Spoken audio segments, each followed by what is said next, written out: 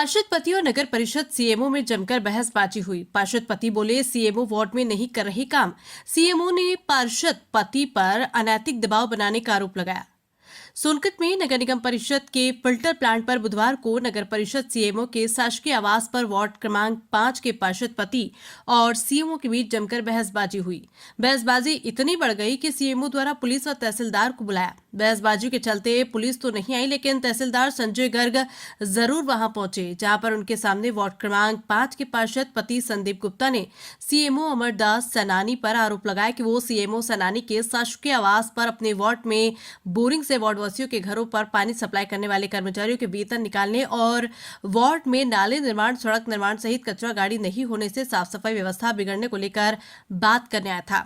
लेकिन सीएमओ सैनानी द्वारा मेरे साथ तू तुकारे और अभद्रता करते हुए पुलिस एफआईआर करने की धमकी दी। गुप्ता का कहना है कि उनके वार्ड में बोरिंग से वार्डवासियों को पानी सप्लाई किया जाता है और उसके लिए कर्मचारी मेरे द्वारा रखा गया, जिसका 7 महीने का वेतन 35,000 रुपए सीएमओ सैनानी नहीं निकाल रहे और मेरे साथ अभद्रता की गई। वहीं सीएमओ अमरदास सैनानी का कहना है कि पार्षद पति संदीप गुप्ता द्वारा मुझे पिछले 3 महीनों से परेशान किया जा रहा है और उनके द्वारा जो कर्मचारी रखा गया वो उनका निजी कर्मचारी है।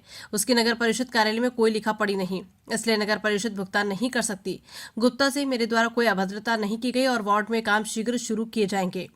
तहसीलदार पहुंचे फिल्टर प्लांट। सीएमओ सैनानी के शासकीय आवास पर पार्षद पति संदीप गुप्ता द्वारा सीएमओ सैनानी के बीच जमकर बहसबाजी हुई। इसी बीच सीएमओ द्वारा पुलिस को और तहसीलदार को मोबाइल फोन पर सूचना दी गई, जिस पर तहसीलदार संजय गर्ग फिल्टर प्लांट पहुंचे, जहां पार्षद पति संदीप गुप्ता द्वारा सीएमओ पर वेतन निकालने और काम को लेकर बातें कही। वहीं सीएमओ द्वारा अपनी बात दोहराई और कहा कि मैं उक्त कर्मचारी का वेतन नहीं निकाल सकता हूं, वो नगर परिषद का कर्मचारी नहीं।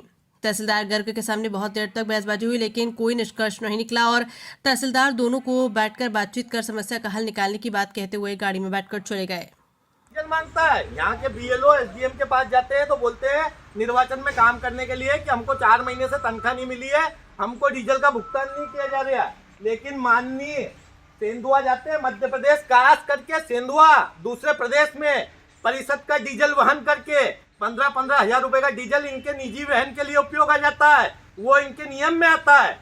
कर्मचारी यहाँ भोजन बनाने आ जाए, कर्मचारी को इनकी सेवा में लगा ले, वो नियम में आ जाता है। लेकिन अगर हम वार्ड में जनता के लिए हम सेवा कर रहे हैं, जहाँ कोई अतिरिक्त व्यय नहीं लग रहा है, अतिरिक्त वाहन इस परिषद के ऊपर नहीं है, बिजली बिल नहीं है, वहाँ ऐसी स्थिति में भी उस कर्मचारी का ये पेमेंट नहीं निकाल रहे, सीधे तौर पे आम जनता को प्रभावित करने का काम करा जा रहा है और राजनीति करी जा रही है।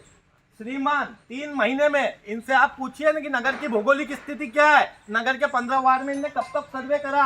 एक वार्ड में इनका सर्वे नहीं मिलेगा। अभी भी एसडीएम माननीय एसडीएम महोदय के आदेश पे ये एसआईआर अभियान में जुड़े, तब ये वार्डों में गए। इसके पहले 3 महीने में आज तक इनने वार्डों का भौतिक निरीक्षण ही नहीं करा, इनको भौगोलिक स्थिति ही नहीं मालूम है नगर की। ऐसी स्थिति में सर श्रीमान क्या काम करेंगे? और दूसरा विषय, ये फिल्टर प्लांट का मैं सभापति भी हूँ सर, मैं स्वच्छता का ब्रांड एम्बेसडर भी हूँ। माननीय अगर कार्यालय में मिलेंगे ही नहीं, बैठेंगे ही नहीं। ये एक अर्धसहकारी संस्था के मात्र सचिव हैं सीएमओ। मेरी बात सुनिए सर, इनकी बात पूरी नहीं हुई, मेरी बात पूरी नहीं हुई, तो मेरे को तो काम के लिए 10 बार यहाँ आना पड़ेगा सर। आज 1.5 करोड़ रुपए की विशेष निधि, 1 करोड़ रुपए की विशेष निधि पड़ी है। अभी वित्तीय आयोग का पैसा आया हुआ है, 3 महीने के अंदर आप सर्वे कर लियो।